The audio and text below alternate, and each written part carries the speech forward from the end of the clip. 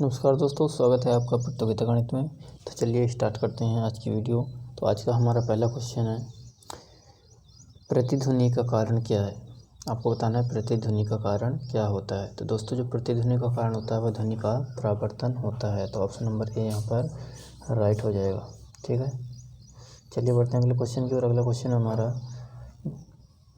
झूला झूलते समय कोई व्यक्ति झूला पर खड़ा हो जाए तो उसका आवर्तकाल क्या होगा, बताइए। तो दोस्तों, इस कंडीशन में उसका आवर्तकाल क्या होगा, घट जाएगा। ठीक है, यहाँ पर भी ऑप्शन नंबर बी सही हो जाएगा।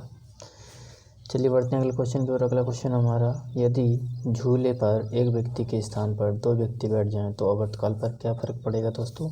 तो आवर्तकाल पर कोई फ़र्क नहीं पड़ेगा। तो ऑप्शन नंबर सी यहाँ पर राइट हो जाएगा। ठीक है, चलिए बढ़ते हैं अगले क्वेश्चन की ओर। अगला क्वेश्चन है, सेकेंडी पेंडुलम का आवर्तकाल कितना होता है, बताइए। सेकेंडी पेंडुलम का आवर्तकाल कितना होता है, 2 सेकेंड होता है। यहाँ पर भी ऑप्शन नंबर बी राइट हो जाएगा। ठीक है, चलिए बढ़ते हैं अगले क्वेश्चन की ओर। अगला क्वेश्चन है हमारा, केशिका नली में जल का ऊपरी सतह होता है, बताइए। केशिका नली में जल का ऊपरी सतह क्या होता है। तो दोस्तों, वह होता है उत्तल लेंस। ठीक है, ऑप्शन नंबर बी यहाँ पर भी राइट हो जाएगा। चलिए बढ़ते हैं अगले क्वेश्चन की ओर। अगला क्वेश्चन हमारा, द्रव का घनत्व अधिक होने पर पृष्ठ तनाव, बताइए क्या होता है।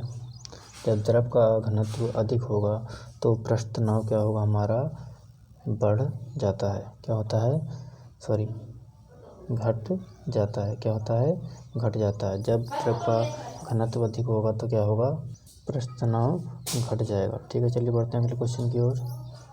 दोस्तों, अगला क्वेश्चन हमारा, पारे को जब एक बर्तन में रखा जाता है तो मेनिस्कस क्या होता है, बताइए। तो मेनिस्कस क्या होता है। तो दोस्तों, वह होता है आपका उत्तल होता है, उत्तल लेंस होता है। यहाँ पर ऑप्शन नंबर बी राइट हो जाएगा। चलिए बढ़ते हैं अगले क्वेश्चन की ओर। अगला क्वेश्चन है हमारा, ऊंचाई बढ़ने से वायुमंडलीय दाब पर क्या फ़र्क पड़ता है, बताइए। तो दोस्तों, जब भी ऊंचाई बढ़ती है तो ऊंचाई के साथ वायुमंडलीय दाब क्या होता है, हमेशा बढ़ता है। तो ऑप्शन नंबर बी यहाँ पर भी राइट होने वाला है। चलिए बढ़ते हैं अगले क्वेश्चन की ओर। अगला क्वेश्चन हमारा, एक बार बराबर होता है, बताइए। एक बार बराबर कितना होता है, बताइए। तो दोस्तों, एक बार बराबर होता है 10⁶ पास्कल। कितना होता है, 10⁶ पास्कल होता है। तो ऑप्शन नंबर सी यहाँ पर राइट हो जाएगा। चलिए बढ़ते हैं अगले क्वेश्चन की ओर। अगला क्वेश्चन है, किसी वस्तु का भार अधिकतम होता है, बताइए। कहाँ पर वस्तु का भार अधिकतम होगा। तो दोस्तों, जो वस्तु का भार होता है वह निर्वात में अधिकतम होता है। तो ऑप्शन नंबर सी यहाँ पर राइट हो जाएगा। अगला क्वेश्चन है, पृथ्वी की अपेक्षा चंद्रमा का द्रव्यमान लगभग कितना होता है। तो दोस्तों, पृथ्वी की अपेक्षा चंद्रमा का द्रव्यमान लगभग 1/81 गुना होता है। तो यहाँ पर भी ऑप्शन नंबर बी राइट हो जाएगा। ठीक है, चलिए बढ़ते हैं अगले क्वेश्चन में। अगला क्वेश्चन हमारा, भू स्थिर उपग्रह पृथ्वी की चारों ओर चक्कर लगाता है, बताइए कितने समय में चक्कर लगाता है। तो दोस्तों, यह चक्कर लगाता है आपके 24 घंटे में। तो ऑप्शन नंबर बी यहाँ पर भी राइट होने वाला है। ठीक है, चलिए बढ़ते हैं अगले क्वेश्चन की ओर। दोस्तों, अगला क्वेश्चन है हमारा, पृथ्वी पर वायुमंडलीय दाब का कारण क्या है, बताइए। पृथ्वी पर वायुमंडलीय दाब का कारण आपको बताना है। तो दोस्तों, ये इसका कारण है गुरुत्वाकर्षण, ऑप्शन नंबर ए। ठीक है, चलिए बढ़ते हैं अगले क्वेश्चन की ओर। अगला क्वेश्चन है, पृथ्वी का पलायन वेग कितना होता है। तो दोस्तों, पृथ्वी का पलायन वेग 11.2 किलोमीटर पर सेकेंड होता है। ऑप्शन नंबर बी राइट हो जाएगा। दोस्तों, जब कोई वस्तु पृथ्वी से इतनी स्पीड से फेंकी जाती है तो पृथ्वी पर कभी भी नहीं लौटती है और वह क्या कर जाती है, पलायन कर जाती है। ठीक है, चलिए बढ़ते हैं अगले क्वेश्चन की ओर। अगला क्वेश्चन है कि जब कोई वस्तु ऊपर से गिराई जाती है तो उसका भार क्या होता है, बताइए। तो उसका भार क्या होता है, परिवर्तनशील होता है, मतलब उसका भार बदलता है। ठीक है, चलिए बढ़ते हैं अगले क्वेश्चन की ओर। दोस्तों, अगला क्वेश्चन, ग्रहों की गति किससे संबंधित नियम किसने दिए। तो दोस्तों, केपलर ने ग्रहों से संबंधित नियम दिए थे। ऑप्शन नंबर बी यहाँ पर भी राइट हो जाएगा। चलिए बढ़ते हैं अगले क्वेश्चन की ओर। अगला क्वेश्चन है, एक जेट इंजन किस सिद्धांत पर कार्य करता है, बताइए। एक जेट इंजन किस सिद्धांत पर कार्य करता है, रैखिक संवेग संरक्षण पर कार्य करता है। ऑप्शन नंबर डी राइट हो जाएगा। ठीक है, चलिए बढ़ते हैं अगले क्वेश्चन की ओर। अगला क्वेश्चन, एक गेंद को क्षैतिज से कितने कोण पर फेंकने पर अधिकतम क्षैतिज दूरी तय कर सकेगी। तो दोस्तों, जब किसी गेंद को 45 डिग्री पर फेंका जाता है तो वह अधिकतम दूरी तय करती है। ऑप्शन नंबर सी यहाँ पर राइट हो जाएगा, याद रखेंगे हमेशा। ठीक है, अगला क्वेश्चन है दोस्तों, वायुमंडल में बादलों के तैरने का क्या कारण है, बताइए। किस कारण वायुमंडल में बादल तैरते हैं। तो दोस्तों, निम्न घनत्व के कारण क्या होता है, वायुमंडल में बादल तैरते हैं। तो यहाँ पर हो जाएगा आपका ऑप्शन नंबर डी राइट हो जाएगा। ठीक है, चलिए बढ़ते हैं अगले क्वेश्चन में। दोस्तों अगला क्वेश्चन है, गैस की अणुओं की गतिज ऊर्जा किस ताप पर शून्य होती है, बताइए। तो दोस्तों -273 डिग्री सेल्सियस पर गैसों की अणुओं की गतिज ऊर्जा शून्य होती है। यहाँ पर भी ऑप्शन नंबर बी राइट हो जाएगा। ठीक है, चलिए बढ़ते हैं अगले क्वेश्चन में। पारे का तापमान भी किस ताप पर प्रयुक्त हो सकता है। तो दोस्तों अधिकतम यह 360 डिग्री सेल्सियस पर प्रयुक्त हो सकता है। ऑप्शन नंबर सी यहाँ पर भी राइट हो जाएगा। ठीक है, चलिए बढ़ते हैं अगले क्वेश्चन की ओर। अगला क्वेश्चन है, प्रिज्म द्वारा किस रंग का विचलन अधिकतम होता है, बताइए। तो दोस्तों प्रिज्म द्वारा सबसे ज़्यादा विचलन जो होता है वह है आपके बैगनी रंग का होता है। यहाँ पर ऑप्शन नंबर ए राइट हो जाएगा। और सबसे कम होता है आपके लाल रंग का। ठीक है, चलिए बढ़ते हैं अगले क्वेश्चन में। अगला क्वेश्चन है, किसी गैस में उत्पन्न ध्वनि तरंग सदैव कैसी होती है। तो दोस्तों किसी गैस में उत्पन्न ध्वनि तरंग हमेशा कैसी होती है, अनुदैर्घ्य तरंगें होती हैं। कैसी होती हैं, अनुदैर्घ्य तरंगें होती हैं। ठीक है, याद रखेंगे। चलिए बढ़ते हैं अगले क्वेश्चन की ओर। अगला क्वेश्चन हमारा, किसी स्थान पर पृथ्वी के चुंबकीय क्षेत्र के क्षैतिज व ऊर्ध्वाधर घटक बराबर हैं तो उस स्थान पर नति कोण कितना होता है, बताइए। कितना होता है, तो वहाँ पर 45 डिग्री होता है। कितना होता है, 45 डिग्री होता है। तो यहाँ पर ऑप्शन नंबर सी राइट हो जाएगा। ठीक है, चलिए बढ़ते हैं अगले क्वेश्चन की ओर। अगला क्वेश्चन है, द्रव तरंगों की तरंगदैर्घ्य निर्भर नहीं करती, बताइए। द्रवों की जो तरंगदैर्घ्य होती हैं वह किस पर निर्भर नहीं करती हैं, बताइए। तो दोस्तों वे आवेश पर निर्भर नहीं करती हैं। तो ऑप्शन नंबर डी यहाँ पर राइट होने वाला है। ठीक है, चलिए बढ़ते हैं अगले क्वेश्चन में। अगला क्वेश्चन है, कौन सा कण सबसे अधिक अस्थायी है, बताइए। दोस्तों इलेक्ट्रॉन स्थायी है, प्रोटॉन स्थायी है, दोस्तों न्यूट्रॉन स्थायी नहीं है। तो ऑप्शन नंबर बी यहाँ पर राइट होने वाला है। अगला क्वेश्चन है, एंगस्ट्रॉम क्या मापता है, बताइए। एंगस्ट्रॉम क्या मापता है। तो दोस्तों एंगस्ट्रॉम जो होता है प्रकाश तरंग मापता है। तो ऑप्शन नंबर बी राइट होने वाला है। दोस्तों अगला क्वेश्चन है हमारा, श्यानता की एसआई इकाई क्या है, बताइए। श्यानता की एसआई इकाई होती है आपकी पवाइस। क्या होती है, पवाइस। ए यहाँ पर भी सही होने वाला है। अगला क्वेश्चन है, एक फैदम किसके बराबर होता है। दोस्तों बताना आपको, एक फैदम किसके बराबर होता है। तो वो होता है आपका 6 फीट के बराबर होता है। ठीक है, ऑप्शन नंबर बी यहाँ पर राइट होगा। अगला क्वेश्चन आपके, टाइपराइटर के आविष्कारक कौन है, बताइए।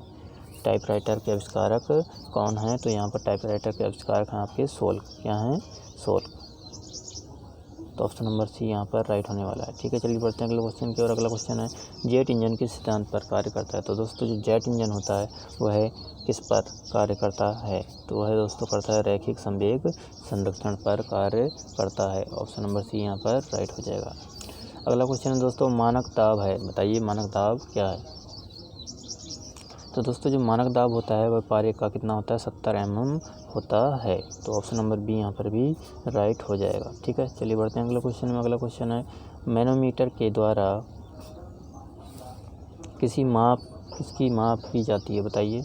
मैनोमीटर के द्वारा किसकी माप की जाती है। तो दोस्तों मैनोमीटर के द्वारा गैसों के दाब की माप की जाती है। तो ऑप्शन नंबर बी यहाँ पर भी राइट होने वाला है। अगला क्वेश्चन है दोस्तों हमारा, वस्तु की मात्रा बदलने पर क्या अपरिवर्तित रहता है। तो दोस्तों जब भी हम वस्तु की मात्रा बदल देंगे लेकिन घनत्व हमारा कभी भी नहीं बदलेगा। ठीक है, तो हाँ इसका हो जाएगा ऑप्शन नंबर डी सही। अगला क्वेश्चन हमारा, केल्विन माप में मानव शरीर का सामान्य तापमान कितना होता है। तो दोस्तों डिग्री सेल्सियस में 37 डिग्री सेल्सियस होता है। तो दोस्तों आपको बताना है कि वह केल्विन में कितना होता है। तो केल्विन में होता है 310 केल्विन होता है। तो ऑप्शन नंबर डी यहाँ पर राइट हो जाएगा। ठीक है, चलिए बढ़ते हैं अगले क्वेश्चन की ओर। अगला क्वेश्चन है हमारा दोस्तों, अगला क्वेश्चन है हमारा बहुत ही इंपॉर्टेंट क्वेश्चन है, पारा कितने डिग्री सेल्सियस पर जमता है। तो दोस्तों जो पारा होता है वह -39 डिग्री सेल्सियस पर जमता है। कितने पर जमता है, -39 डिग्री सेल्सियस पर जमता है। ठीक है दोस्तों, अगला क्वेश्चन है हमारा, उच्च तापक्रम को मापने का यंत्र कौन सा है, बताइए। तो दोस्तों उच्च तापक्रम को मापने का यंत्र आपका क्या है, पायरोमीटर होता है। ऑप्शन नंबर बी यहाँ पर राइट हो जाएगा। अगला क्वेश्चन है, शुष्क सेल क्या होते हैं, बताइए। शुष्क सेल क्या होते हैं। तो दोस्तों जो शुष्क सेल होते हैं वे होते हैं आपके प्राथमिक सेल। तो यहाँ पर भी ऑप्शन नंबर बी सही हो जाएगा। अगला क्वेश्चन है, प्रकाश की गति न्यूनतम होगी, बताइए। प्रकाश की गति कब न्यूनतम होगी। फटाफट बताइए दोस्तों। जब वह कांच से गुजरेगी तो उसकी गति क्या होगी, कम होगी। तो ऑप्शन नंबर सी यहाँ पर राइट हो जाएगा। अगला क्वेश्चन है त्वरित चालक बनाए जाते हैं, बताइए त्वरित जो चालक होते हैं वह किसके बनाए जाते हैं। तो दोस्तों ये बनाए जाते हैं आपके तांबे के। तो ऑप्शन नंबर सी यहाँ पर भी राइट होने वाला है। अगला क्वेश्चन है किस यंत्र का काम डायनमो के कार्य का उल्टा होता है, बताइए दोस्तों। जो डायनमो होता है वह यांत्रिक ऊर्जा को विद्युत ऊर्जा में बदलता है। इसके विपरीत होता है आपका विद्युत मोटर, जो विद्युत ऊर्जा को यांत्रिक ऊर्जा में बदलता है। तो ऑप्शन नंबर बी यहाँ पर राइट हो जाएगा। ठीक है, चलिए बढ़ते हैं अगले क्वेश्चन में। अगला क्वेश्चन चुंबकीय क्षेत्र मापा जाता है, बताइए। तो दोस्तों चुंबकीय क्षेत्र पल्कसोमीटर से मापा जाता है। ठीक है, ऑप्शन नंबर डी यहाँ पर राइट हो जाएगा। अगला क्वेश्चन है हमारा नति कोण और चुंबकीय भूमध्य रेखा के बीच का कोण कितना होता है, बताइए कितना होता है। तो दोस्तों ये होता है आपका 0 डिग्री होता है। तो ऑप्शन नंबर ए यहाँ पर राइट हो जाएगा। अगला क्वेश्चन है उत्तरी चुंबकीय ध्रुव का नमन कोण कितना होता है, बताइए। उत्तरी चुंबकीय ध्रुव का नमन कोण कितना होता है, बताइए। तो दोस्तों ये होता है आपका 90 डिग्री होता है। कितना होता है, 90 डिग्री होता है। ऑप्शन नंबर बी यहाँ पर राइट हो जाएगा। अगला क्वेश्चन हमारा स्कूटर के आविष्कारक कौन है, बताइए। स्कूटर के आविष्कारक कौन है, ब्रॉड सा। ऑप्शन नंबर ए यहाँ पर राइट होने वाला है। अगला क्वेश्चन है कॉस्मिक किरणें की खोज किसने की। कॉस्मिक किरणों की खोज किसने की, बताइए। तो दोस्तों जो कॉस्मिक किरणों की खोज की थी वो की थी आपकी किसने, वो की थी आपकी विक्टर हेस ने। किसने की थी, विक्टर हेस ने। ऑप्शन नंबर बी यहाँ पर भी राइट हो जाएगा। अगला क्वेश्चन नाभिकीय रिएक्टरों में ऊर्जा उत्पन्न होती है, बताइए किस प्रकार उत्पन्न होती है। तो दोस्तों ये होती है आपकी अनियंत्रित नाभिकीय नियंत्रित नाभिकीय विखंडन के द्वारा होती है। किसके द्वारा होती है, नाभिकीय विखंडन के द्वारा होती है। तो यहाँ पर ऑप्शन नंबर सी हो जाएगा सही। ठीक है, अगला क्वेश्चन है कोबाल्ट 60 उत्सर्जित करता है, बताइए कि कोबाल्ट 60 क्या उत्सर्जित करता है। तो दोस्तों ये उत्सर्जित करता है आपकी गामा किरणें। ऑप्शन नंबर सी यहाँ पर राइट होने वाला है। अगला क्वेश्चन हमारा पॉजिट्रॉन की खोज किसने की, बताइए। पॉजिट्रॉन की खोज किसने की। तो दोस्तों पॉजिट्रॉन की खोज आपके एंडरसन ने की थी। ऑप्शन नंबर ए राइट हो जाएगा। अगला क्वेश्चन एक समान शुष्क सेल में विद्युत अपघट्य होता है, बताइए किसका होता है विद्युत अपघट्य। तो दोस्तों ये होता है आपका अमोनियम क्लोराइड का होता है। ऑप्शन नंबर सी यहाँ पर राइट हो जाएगा। अगला क्वेश्चन है दोस्तों अतिचालक का लक्षण क्या है, बताइए। अतिचालक का लक्षण क्या है। तो दोस्तों अतिचालक का लक्षण है आपका उच्च पारगम्यता। ऑप्शन नंबर ए यहाँ पर राइट हो जाएगा। अगला क्वेश्चन ठोस कपूर से कपूर बास में बनाने की प्रक्रिया क्या कहलाती है दोस्तों। तो वह कहलाती है आपकी ऊर्ध्वपातन कहलाती है। ऑप्शन नंबर डी यहाँ पर राइट होने वाला है। अगला क्वेश्चन है वैज्ञानिक आर्किमिडीज किस देश से संबंधित हैं। तो दोस्तों वो संबंधित है आपकी ग्रीस से। ऑप्शन नंबर डी यहाँ पर राइट हो जाएगा। अगला क्वेश्चन है वह यूरेनियम जिसमें निम्न समस्थानिक समृद्ध होते हैं वह कौन सा होता है आपका। तो होता है दोस्तों U-235। क्या होता है, U-235 होता है। तो ऑप्शन नंबर बी यहाँ पर राइट हो जाएगा। अगला क्वेश्चन है ब्रह्मांड में कौन सा तत्व सर्वाधिक मात्रा में पाया जाता है, बताइए। ब्रह्मांड में कौन सा तत्व सर्वाधिक मात्रा में पाया जाता है। तो दोस्तों वह पाया जाता है क्या, hydrogen. Option number A right हो जाएगा ब्रह्मांड में। अगला क्वेश्चन चुंबकीय यामोत्तर और भौगोलिक यामोत्तर के बीच के कोण को क्या कहते हैं, बताइए। तो दोस्तों उसे कहते हैं चुंबकीय दिक्पात। तो ऑप्शन नंबर सी यहाँ पर राइट होने वाला है। ठीक है, चलिए बढ़ते हैं अगले क्वेश्चन में। अगला क्वेश्चन हमारा सबसे अधिक भेदन क्षमता किस किरण की होती है। तो दोस्तों जो गामा किरणें होती हैं इनकी भेदन क्षमता सबसे अधिक होती है। तो ऑप्शन नंबर सी यहाँ पर राइट हो जाएगा। अगला क्वेश्चन है यदि पृथ्वी पर वायुमंडल ना होता है तो दिन की अवधि क्या होगी। तो दोस्तों दिन की अवधि क्या हो जाएगी, कम हो जाती है। तो ऑप्शन नंबर ए यहाँ पर राइट हो जाएगा। अगला क्वेश्चन है यदि किसी दर्पण को थीटा कोण से घुमाया जाए तो परिवर्तित किरण का घूर्णन क्या होगा। तो दोस्तों उसका होगा 2 थीटा। तो ऑप्शन नंबर डी यहाँ पर राइट हो जाएगा। अगला क्वेश्चन है किस विद्युत चुंबकीय तरंग का तरंगदैर्घ्य अधिकतम होता है, बताइए। तो दोस्तों जो अवरक्त किरणें होती हैं इनकी तरंगदैर्घ्य सबसे अधिक होती है। ठीक है, तो ऑप्शन नंबर बी यहाँ पर राइट होने वाला है। ऑप्शन नंबर बी राइट हो जाएगा। अगला क्वेश्चन है 1 एंगस्ट्रॉम बराबर कितना होता है। तो दोस्तों 1 एंगस्ट्रॉम बराबर 10⁻⁻10 मीटर होता है या 10⁻⁻8 सेंटीमीटर होता है। तो ऑप्शन नंबर ए यहाँ पर राइट होने वाला है। अगला क्वेश्चन है निम्नलिखित में से किस रंग का अपवर्तनांक सबसे अधिक होता है। तो दोस्तों बताइए निम्नलिखित में से किस अपवर्तनांक सबसे अधिक होता है, बैगनी रंग का होता है। ऑप्शन नंबर बी यहाँ पर भी राइट हो जाएगा। अगला क्वेश्चन है दोस्तों, ऊष्मा का सर्वोत्तम चालक कौन है? बताइए ऊष्मा का सर्वोत्तम चालक कौन कहलाता है? तो दोस्तों कौन कहलाता है? पारा। ऑप्शन नंबर बी यहाँ पर राइट हो जाएगा। अगला क्वेश्चन हमारा, खाना पकाने का बर्तन किस गुण का होना चाहिए? तो दोस्तों वह होना चाहिए उच्च विशिष्ट ऊष्मा और निम्न चालकता का होना चाहिए। तो ऑप्शन नंबर सी यहाँ पर राइट हो जाएगा। अगला क्वेश्चन है, किसी गैस का आयतन प्रसार गुणांक हमेशा क्या होता है? बताइए। तो दोस्तों वह हमेशा क्या होता है? ऋणात्मक होता है, नेगेटिव होता है। तो ऑप्शन नंबर ए यहाँ पर राइट हो जाएगा। अगला क्वेश्चन है, पृथ्वी का द्रव्यमान कितना होता है? बताइए पृथ्वी का द्रव्यमान कितना होता है? तो वह होता है 6×10⁻24 kg होता है। तो ऑप्शन नंबर सी यहाँ पर राइट होने वाला है। अगला क्वेश्चन है, भू स्थिर उपग्रह का आवर्तकाल कितना होता है? तो भू स्थिर उपग्रह का आवर्तकाल 24 घंटे का होता है। ऑप्शन नंबर डी यहाँ पर राइट हो जाएगा। लिफ्ट की खोज किसने की? बताइए।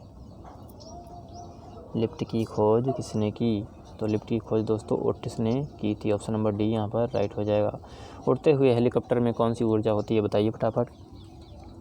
तो दोस्तों उड़ते हुए हेलीकॉप्टर में आपकी ऊर्जा होती है स्थितिज और गतिज दोनों ऊर्जाएं होती हैं। ऑप्शन नंबर सी यहाँ पर सही हो जाएगा। किस ताप पर ध्वनि का वेग 332 मीटर पर सेकेंड होता है? बताइए किस ताप पर होता है? तो दोस्तों जब वह 0 डिग्री सेल्सियस पर होता है तो ध्वनि का वेग 332 मीटर पर सेकेंड होता है। ऑप्शन नंबर ए यहाँ पर राइट हो जाएगा। अगला क्वेश्चन है हमारा, पृथ्वी तल से ऊपर या नीचे जाने पर गुरुत्वाकर्षण त्वरण का मान क्या होता है? हमेशा माइनस होता है, घटता है। ऑप्शन नंबर ए यहाँ पर भी राइट हो जाएगा। ठीक है, चलिए बढ़ते हैं अगले क्वेश्चन की ओर। अगला क्वेश्चन है, जब बर्फ़